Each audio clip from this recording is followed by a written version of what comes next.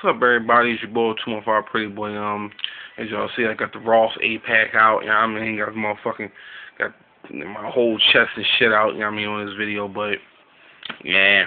But of course, y'all probably was wondering when I was gonna do a video about the whole damn Eagles situation, but I really ain't tend to come on here and talk about these fucking losers. I mean, like, they just make me laugh. These niggas lost 7 straight damn games. Straight, not one, and one another, and then lost one and won another one. No, these niggas lost 7 straight games. The worst in Eagles history. Well, I'm not sure, because you know what I mean, I'm not like the rest of my subscribers. You know, like I don't really do too much history. You know what I mean, going in the crates looking for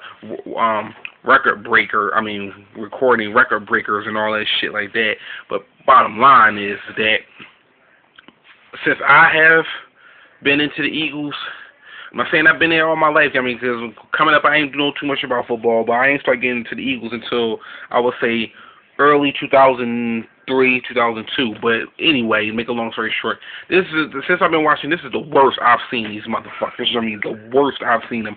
Last year, you say worse, but this year, fucking worst.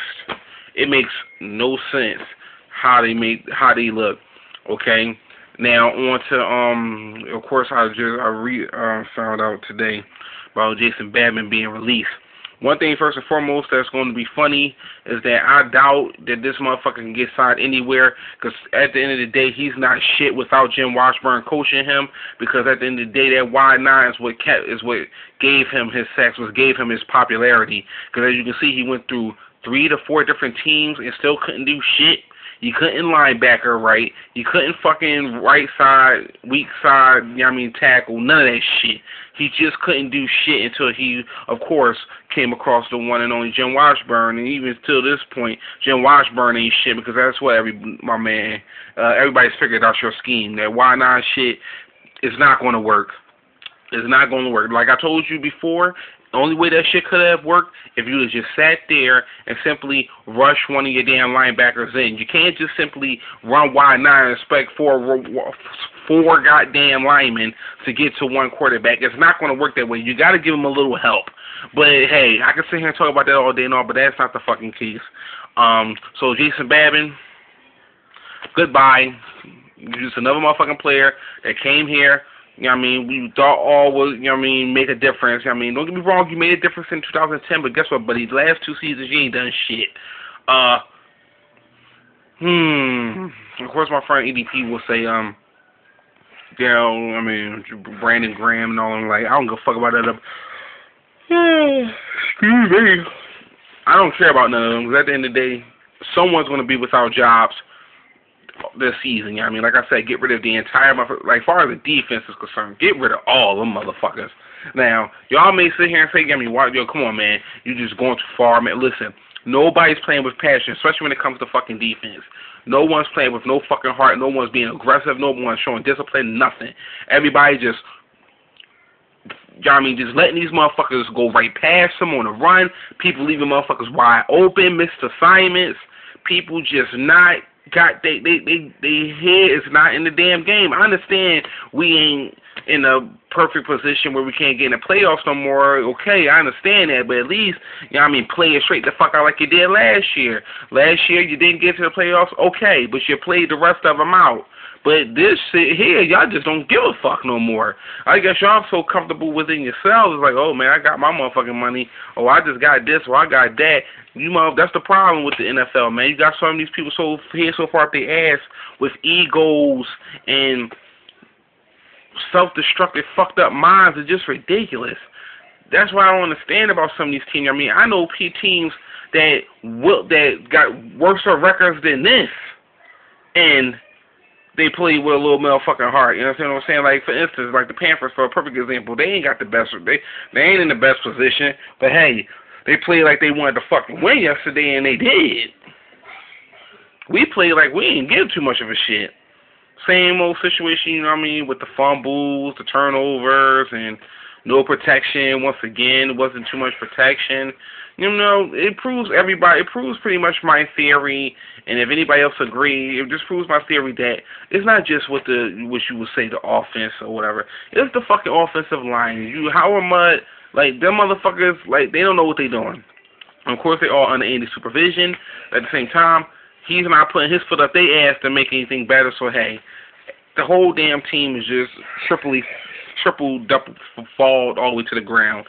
So, am I interested in wanting to know everybody's future after the season's over? Yes. I'm very interested in knowing because, for one, like I said, of course, a lot of people always say Shady, he danced too much and he does too much extra shit to get yards. But guess what? Remember, all that dancing shit, man, got him to be number 18 on the fucking list in top 100 players and made him not in the top 5 motherfucking best rushers in the fucking league. So, for y'all to be hating on Shady, sucker, I mean, you know what you can do at the end of the day, but still. You know what I mean? I say we keep Shady. I'll say give Nick Foles another shot, give him a year shot, and give Michael Vick another year shot. Because at the same time, there's still some potential in Vick. You know what I mean? He just ain't got the O-line to protect him. So I say give him another year. Who else I think, I think should stay?